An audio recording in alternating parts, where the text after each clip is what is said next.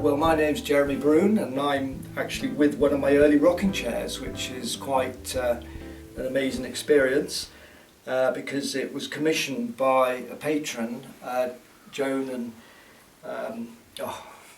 Leslie. Joan and Leslie Boxall. Joan and Leslie Boxall. Joan and Leslie, yeah.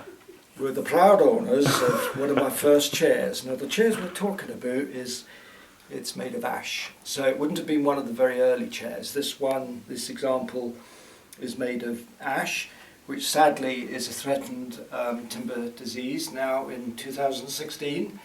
The great news is that it survived from round about 1976, 1977 to 2016. Still in service, it's got the original upholstery. It's really pleasing for me to see one of my designs, which was a pioneer piece at its time, not only being commissioned but still being used 30 years later.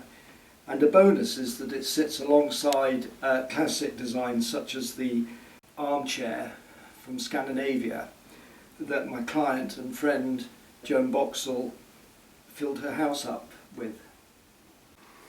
There are a couple of interesting features here that kind of dates it. One is the use of screws in the top rail, which of course is breaking all rules. The screws go in a dovetail fashion, and they're pretty stout, so they're not going to go anywhere. But in order to hide the screws, I've doweled them in with these little caps that are flush. They're quite discreet. But my great mentor, or my great idol furniture maker, the late Alan Peters, always said to me, if you've got a problem, either tell the world about it or disguise it. In other words, if I couldn't disguise these screw heads, at least put a dome on the dowel caps, which would have been a lot of extra work, and it would have made the cleaning up of the chair a little bit more difficult. But it is an original, and it's or rather an early original. They're all originals because nobody else made these chairs other than myself, which is unusual for furniture making. Chippendale, if I dare compare myself with him, had teams of people making his designs worldwide almost from his famous pattern book in 1754, the Gentleman and Cabinet Maker's Director. I have yet to do a pattern book of my designs because I never really considered it at that time.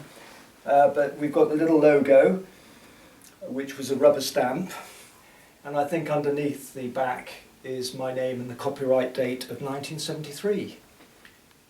Yes, my maths isn't very good. I thought this goes back about 30 years, but it's nearer 40 years. And over that time I've made maybe in excess of 300. I didn't actually count all of them. I started numbering them. But the very early ones are identified purely by the wood that was used and other markings and minor details in construction that are different. But the chair really wasn't changed much in all its life. And perhaps the culmination of this chair was in 1991, I was given a tree from Kew Gardens from the Great Storm of 1987. I was offered a tree and I chose an ash tree, and I actually made one of these rocking chairs in ash from the Kew Gardens storm tree. So that's a chair I won't be selling, and hopefully will be part of my legacy. But this has been a wonderful trademark design for me, designed on the back of an envelope originally, with very few tools, very minimal resources, and although the chair is very low and it looks uncomfortable, it seems to do the job, and I'm told that the back support is particularly good.